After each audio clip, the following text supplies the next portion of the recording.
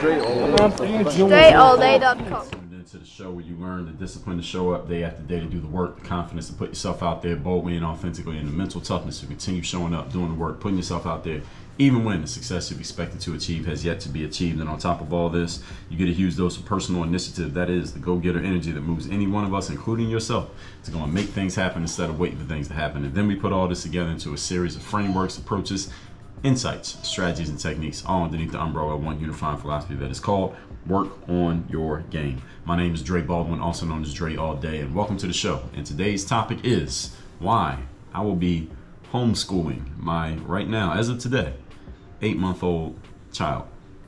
Now, I've already made this decision. Now, this may change. I will say that this decision is subject to change if some things change in what I've seen in the schooling system. And this is not just in the state of Florida. The schooling system in the state of Florida actually might be the safest schooling system there is in America right now. But even this system, I don't trust enough. Given the points that I'm going to share here today, I will lay this out, why I've thought about this and why I'm thinking along these lines here today. And also to say that just with the overall what is going on in schools, period, I don't care what state it is, the teachers, the what's the word that I'm looking for? Just the overall systems. You've heard me talk about the systems, the educational system, the legal system, the legal/judicial system, the medical system, the governmental system. I'm not a fan of any of these systems. It's not that I have anything against the people who work in those systems, because when you work in those systems, well, look, you got a job just like anybody else has a job. You didn't make the system, you just work there. All right, so I'm not mad at you if you happen to work in one of these systems. So if you're a doctor or a nurse or a lawyer or a cop or a judge, or you work in the government or you're a teacher, I don't have anything personal against you. All right, if you take it personal and I'm saying these things, that's your fucking problem. All right, what I'm saying is I don't mess with the system itself. So that's why when it comes to the educational system, I'd rather put myself in charge than to put the schools, and by extension, you, again, nothing personal, in charge of this situation. Let's get into my point so you understand where I'm coming from and why I'm thinking the way that I'm thinking. Point number one, today's topic once again. So I'm going to be homeschooling my son, who's only 8 months old now, so it's early for him to be going to school. But when it's time, as of today, if I had to make a decision today, oh, I'm the teacher. Yeah. Point number one, thinking about the schooling options that are out there. I am a product. You're listening to a product of the public school system. I guess you could say I am a success story of the American public school system, okay? But I don't like the public school option. If I had looking at myself, I'm glad I went the public school option, but looking at the options today, I don't like the public school option, even though I'm a product of it. The thing is, times were different in the 80s and the 90s when I was going to public schools in America, and this is in the city of Philadelphia, where I'm from. Specifically, what's being taught in the schools around the concepts of gender, politics, and race. Those specific areas, I don't like what's being taught in the schools. I don't trust what's going on in the schools in those areas, and that's why I'm not a big fan of the public schools because of this. And let me go on to say this. There's a specific worldview that I want my child to understand on all three of these points: gender, politics, and race. And when I look around and say, who's the best qualified individual to communicate that worldview to my child, the answer is me. And that's a unanimous decision. There's nobody that's even a close second. Now, I would consider, however, private school, because at private school, since I'm paying directly. I mean, at public school, you're paying with your tax dollars, but it's indirect. At a private school, I'm paying directly. Like, I'm writing you a check. I'm handing you the money.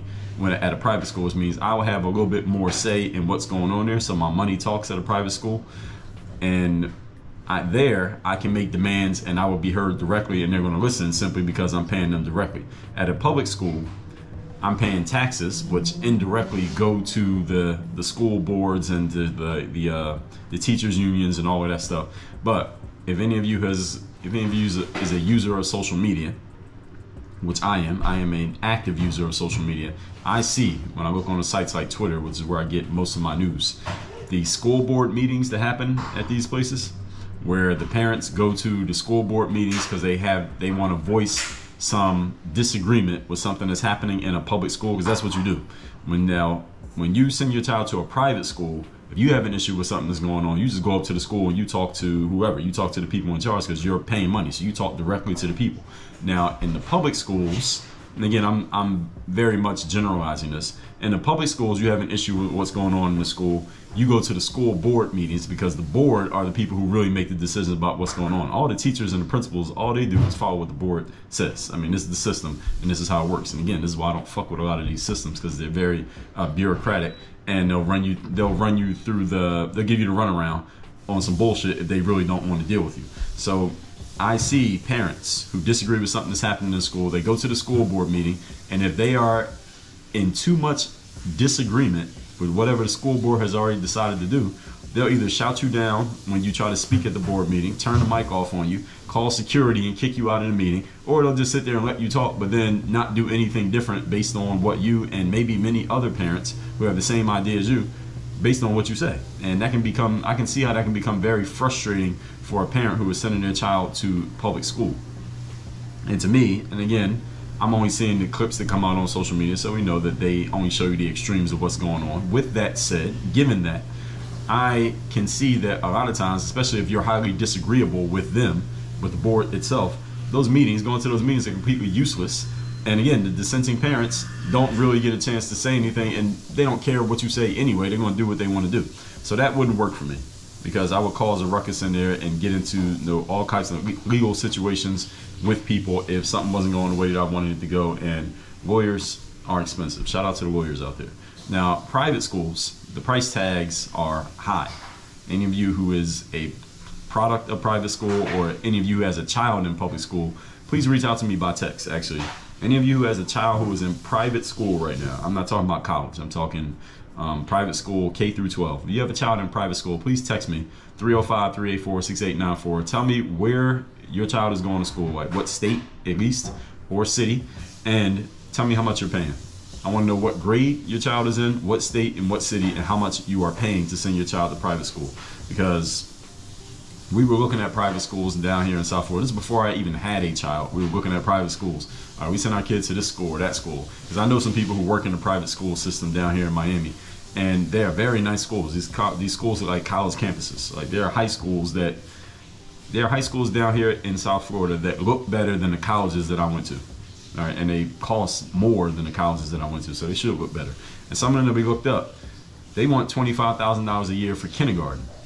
Kindergarten, not 12th grade. Kindergarten, they want $25,000 a year.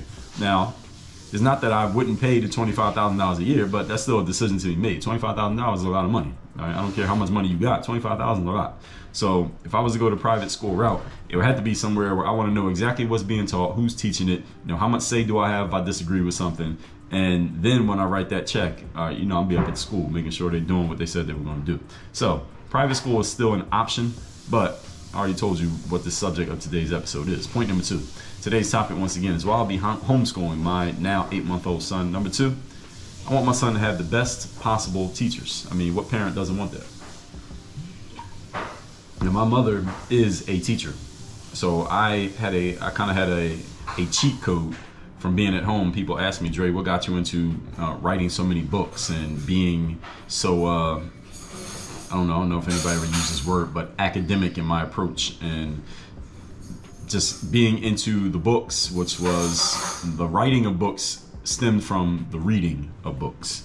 Just in case any of you didn't know, sometimes when I'm on podcasts, people ask me, how'd you get into writing books like that? Well, my mother was an educator, so I was reading and writing from a very young age. My sister, as a matter of fact, is a year older than me, and she is a college professor to this very day. So you can see what my mother produced. And it was just, well, she only had 2 kids. And my mother was a great teacher. She's still a great teacher to this very day. Very good teacher. She lives in Philadelphia. My parents are in Philadelphia, but if they were in South Florida, I would trust my mom to teach my son, to teach him at least on the, not necessarily the worldview stuff, because, I mean, my mom took the COVID jab, so she couldn't teach him on that. But I would have her teach him, like, reading and writing and arithmetic, things like that. She is very good at that stuff. Now, on those things, like the academic part of school, I want my son to have the best teachers. She's the only one I would trust outside of myself. So since she ain't around, and aside from her, there is no one better than me. All right, so I'm the next best option besides her. And I would give her the job simply because that would free me up to do stuff like recording this show. But I will take time away from recording this show. It still won't come out every day. We'll figure that out. I'll figure out the schedule as necessary. But I'm the next best person in line. I'm even better than my mom, respectfully, because I can teach my son how to think about life stuff outside of the classroom in a way that, again, respectfully, I wouldn't want my mother in charge of that. I'll be in charge of that. So my son can learn stuff from me, such as communication skills, sales skills, business, marketing, that there is no teacher qualified to teach. And again, respectfully to all you teachers and professors out there, these areas, communication, sales, business, marketing, ain't no teacher in America qualified to teach these more than Dre Baldwin is to my child. And I can teach him how to use my material and monetize it when I'm gone. So he can kind of be getting learning the family business and getting his life education, school education all at the same time. We're gonna mix it all in together. We're gonna do it all at once. And since he's gonna get a head start, he's gonna be learning this stuff way earlier than I did. So I started learning this stuff. I first heard of the concept of personal development when I was 21 years of age, and I learned it through going to a network marketing hotel meeting, and the people on the stage kept saying, go get those personal development books outside of the room when you leave this hotel meeting. That's how I got introduced to personal development. Years before that, I had always went to the bookstores and always been interested in the human psychology books. So I would say probably around age 16, 17 when I started going to bookstores and looking at books and buying my own books that way. But my son, he's going to be introduced to it as soon as he's old enough to talk back to me. He can't talk quite yet. He's making noises, but he can't talk yet. But he'll be having a 15-year head start on me on that stuff. And then when it comes to a real business education, I went to college and have a business degree from Penn State University, which is, when it comes to my entrepreneurial career, is completely useless. Okay, and no disrespect to Penn State, but completely useless as far as me being an entrepreneur. And as far as the things that I know about business, the stuff that I talk to you all about, none of that came from a college classroom. 0% of it came from a college classroom or a college professor. Because again, respectfully to you professors, no professor is qualified to teach entrepreneurship. But if they were, they'd be an entrepreneur, not a college professor. I mean, let's just be honest. So those things I can teach to my son from a very early age, and he's going to have. When did I start learning about entrepreneurship? I would say when I start going to those network marketing meetings at age 21. So my son's going to have a 20-year head start on me when it comes to that stuff. Therefore, because of all of those things, he's going to be a lot better than me at all the stuff that I do. He's going to be better than me at it, whether he chooses to go this route and pick up where I left off, or he does a different route. He will be an entrepreneur on probably on a high level. He may go get a job somewhere at some point, but he will be an entrepreneur because it's going to be installed in him to be an entrepreneur and why to be an entrepreneur. Not just that you need to be one, but why to be one. He will understand it on a logical level and also on an emotional level. Because he has a 20-year head start on his father, he's going to be a lot better at it than I was, and a lot sooner. He's going to be a lot better a lot sooner than I ever was.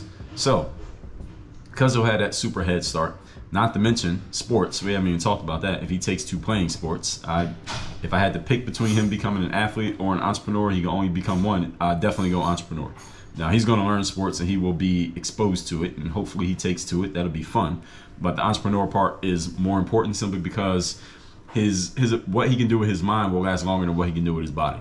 All right, and every athlete should understand that. What you can do with your mind will last longer and have, overall, for the most part, for most of us, more of an impact than anything that you did with your body. So the bottom line, as a parent, I am the best possible teacher that my child could have.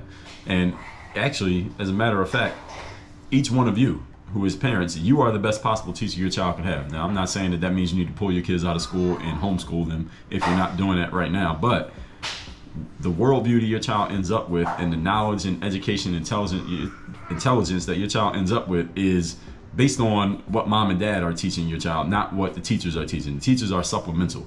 The real education your child is getting is what they're getting at home or what they're getting from mom and dad, wherever mom and dad happen to be. So why would I, as a parent, send my child to a less qualified individual, especially one who I'm paying money to? Why would I pay somebody who's less qualified than me?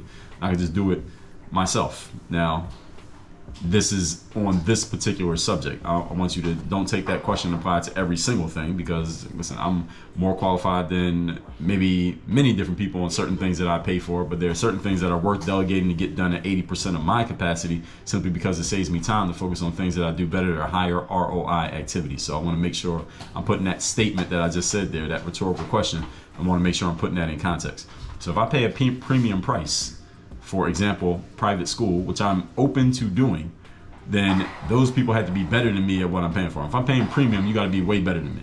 You can't be the same, and you damn sure can't be worse. Point number 3. Today's topic, once again, is why my 8-month-old son, when he's old enough, will be homeschooled by me. Number 3, the nonsense of the system bothers me. I mean, I think I made that clear already in today's episode, let alone in other episodes of this show.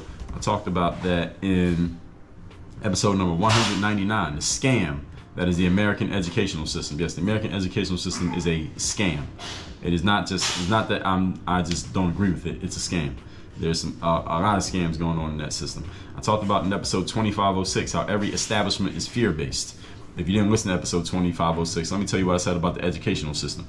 Educational system is designed such that if you don't go along with, you don't go with the grain, if you go against the grain of what they want to teach you or what they want you to share that you believe, what do? They threaten you. They try to scare you by telling you what?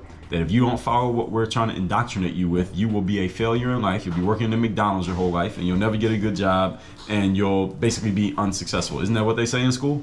That's what they say, right? They try to scare you. All right, so if you don't follow this, you're going to get this. And what they tell you in the educational system is you will be a failure in life if you don't follow the process. And that's nonsense. That's the nonsense of the system. And listen to episode 2506, you can hear more. It's not that, and even though that nonsense does exist, and I don't think it's going away, because the systems take long times to be dismembered or changed. It's not that I'm worried about what they would do to a child of mine. I'm not worried about that. What I'm worried about is what I would do to them if I hear or see them doing something that I disagree with, especially coming from a school or coming from a school teacher. Right? I'm not concerned what they're going to do to him. I'm worried about what I'm going to do to them. And that's why I don't even want to put myself in that situation, specifically around the concepts of gender, politics, and race. So my child's not going to come home and say, hey, I decided that I'm not a boy anymore, I'm a girl. Or that they believe that any boy could become a girl, or that a girl can become a boy, or that you are, quote unquote, assigned a gender at birth. And you know, just because you were assigned a gender at birth, that doesn't mean that's your actual gender. All right, that's complete bullshit. My child's not going to come home saying that. They're not going to get any ingrained ideas about what any political party means or is about. And they're not going to be walking around doing a BLM march in their elementary school. And I'm not going to go into any classroom and see rainbow flags on the wall and the teacher with purple hair telling them that your gender is whatever you decide it is. No, any of that kind of stuff happen, I'm up at the school and we're going to have a problem. And I'm going to need a lawyer. So we're not even putting ourselves in that situation. Not to mention the misdiagnoses that happen to many kids who don't learn the same way as others, and thus get labeled special education or special needs. And I have some friends who are special education teachers, as a matter of fact.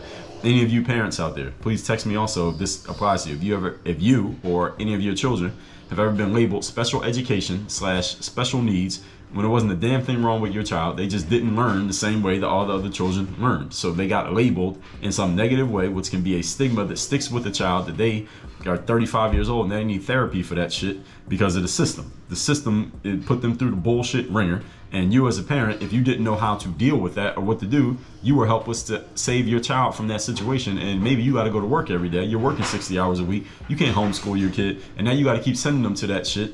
And now that's fucking up your kid because the system decides that that's what they want to put your child through, and the teacher there isn't smart enough to go do anything to help you, or maybe they're going with it. They're with this whole nonsense plan. So there's a lot of things when it comes to the educational system that I am simply not a fan of. And again, I have family members. I have a whole lot of, actually I got a lot of friends and a lot of family members who are from the educational system. My mother is in the system. My sister's in the system. My grandmother was a teacher. I got a whole bunch of people in my family who have gone through these systems and working in these systems. I'm not a fan of these systems. I'm simply not a fan. Again, I'm not against any of you who happens to work there, but I'm not a fan of these systems. So Kids getting put in special needs when they shouldn't be in special needs. Nothing wrong with the kid. Something wrong with the system, but the kid doesn't fit the system that's already fucked up. So now they say that something's wrong with you because you're not going through the system the way they want you to.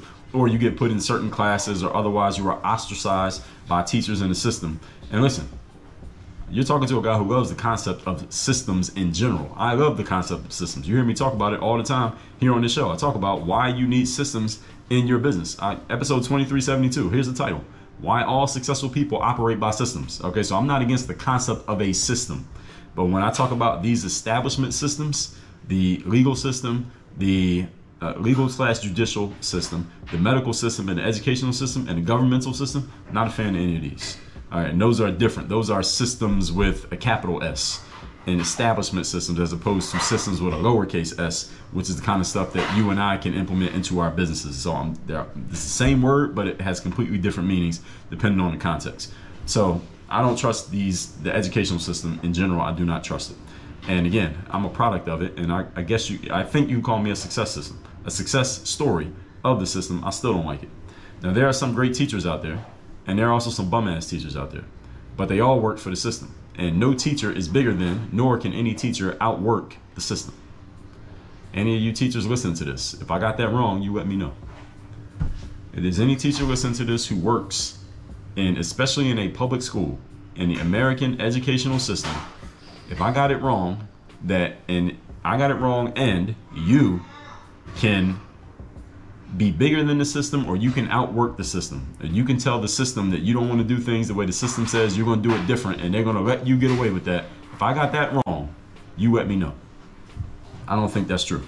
My mother, being an educator, she's worked in a public school system, and she told me this years ago, over 10 years ago, ideally she would work in a private school system where she could do things the way they're supposed to be done, and she wouldn't have to go with the nonsense of the public school system.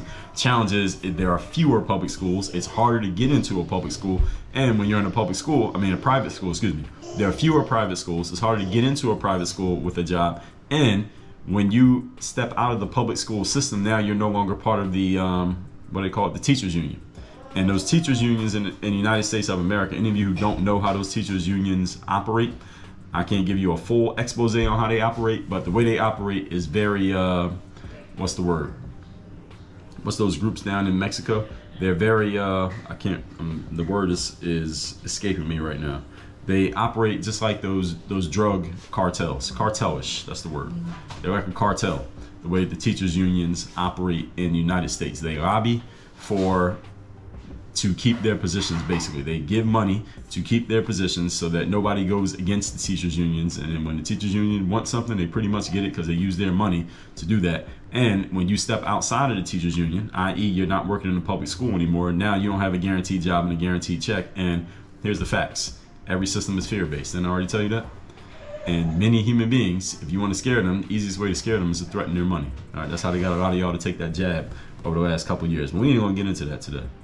So, while I love the concept of systems, I do not trust the school system. Again, there are great teachers, there are bad teachers. None of you can outwork the system. None of you is bigger than the system. None of you can defy the system and keep your job and live to talk about it. Just like no doctor is bigger than the medical system. No cop is bigger than the legal system. Even though there are good doctors, there are good cops, you still work for the system. So on some level, I can't trust you 100% when you're working for that system. All that said, let's recap today's class, which is why I will be homeschooling my now 8-month-old child when he's old enough. Number one, thinking about the schooling option. I don't like the public school option simply because it has changed from 30 years ago, specifically around the topics of gender, politics, and race. And there's a certain worldview I want my child to understand. I'm not sending him to school to have that undone by some bum-ass teacher. Number two, I want my son to have the best teachers. And aside from my mother, I am the best teacher possible out there, and there's no second place. I'm the best possible that my child can have, as are you all who are parents. So why would I send them to a less qualified person, especially if I'm paying for it? Number three, nonsense of the system bothers me. I told you every system is fear-based, and nobody who works in a system is bigger than the system, nor can you defy the system and live to talk about it. Therefore, I cannot trust you when you are working for the system, because what the system can do for you is more important to you because you're working there than what I could do for you when you're working in that system. So I got to take anything that I'm told by someone who's working within a system with a grain of salt, and I got to make the final decisions. And I mean, that's what freedom is about. I mean, that's what America was built on, freedom. Whereas, again, people try to scare you out of it. I talked about this. Let me tell you what episode that was. Any of you who didn't hear that episode, that was, I was actually just talking to somebody yesterday about this very thing. Episode 1534, what to do when your freedom of speech is not free. Episode number 525, freedom is not free, but it can be bought. And episode number 1955, how to protect your freedom from moralizers. So I have talked about these things, and any of you thought I haven't talked about any certain topic, oh, I've talked about it. You just don't know about it. Go to workonyourgamepodcast.com. You can find any subject. I've addressed all of them. With all that said, text me. Tell me the best idea you got from today's class, or just text me. Let me know you want to get the daily motivation, or text me if I called you out in this episode. And if you have a child in private school, I want to know where, what grade, and how much. If you've ever had a child who's been put into a special needs class when they weren't special needs, or maybe special not in a negative way, but they were ostracized in such a way simply because they didn't go along with the system, text me. My number is 305-384-6894. It's listed down below in the show notes. And Work on Your Game University. You want to get a real life education, no bullshit, no wokeness, no politics, but real business, real mindset, strategy, systems, and execution for your business to move yourself forward. The link is workonyourgameuniversity.com. Workonyourgameuniversity.com. Work on your game. Dre all